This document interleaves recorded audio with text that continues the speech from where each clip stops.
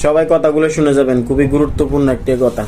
নূপুরের দাম 1000 টাকা হলেও তার স্থান পায়ে, টিপের দাম 1 টাকা হলেও তার স্থান কপালে। ইতিহাস সাক্ষী, লবণে কখনো পোকা ধরেনি, কিন্তু মিষ্টিতে প্রতিদিনই ধরে। মানুষ সোজা পথে চলতে চায় না, বাঁকা পথে আগ্রহ বেশি। তাই তো মদ বিক্রেতাকে কোথাও যেতে হয় না, কিন্তু দুধ বিক্রেতাকে বাজারের দ্বারে দ্বারে ঘুরতে হয়। আমরা সর্বদা দুধ বিক্রেতাকে বলে থাকি, দুধে জল মেশানো নেই তো, অথচ মানুষ মদে জল মিশিয়ে খায়। আজ অবধি মানুষ এতটুকুই চিনলাম। জানোয়ার বললে ক্ষেপে যায়, অথচ বাঘের বাচ্চা বললে খুশি হয়। দুটোই কিন্তু পশুর বাচ্চার নাম। কচু পাতা দেখেছেন নিশ্চয়ই, উপরে সবুজ আর ভিতরে চুলকানিতে ভরা। ঠিক তেমনি সমাজে কিছু মানুষ আছে, বাইরে থেকে দেখতে ভীষণ সুন্দর আর পরিপাটি, কিন্তু ভিতরটা আবর্জনায় ভরা।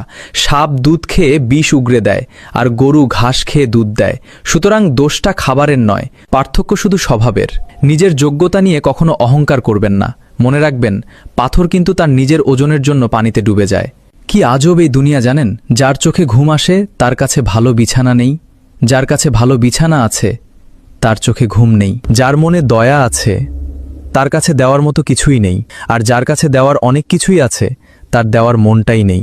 একটা কথা সবসময় মনে রাখবেন, ধনী আপনি চাইলেই হতে পারবেন, কারণ আজকালকার দুনিয়ায় টাকা পয়সা কামানো বিশাল কোনো ব্যাপার না। কিন্তু চাইলেই ভদ্রলোক হওয়া যায় না, কারণ ভদ্রতা পারিবারিক শিক্ষা থেকে আসে, সেটা সবার নাও থাকতে পারে।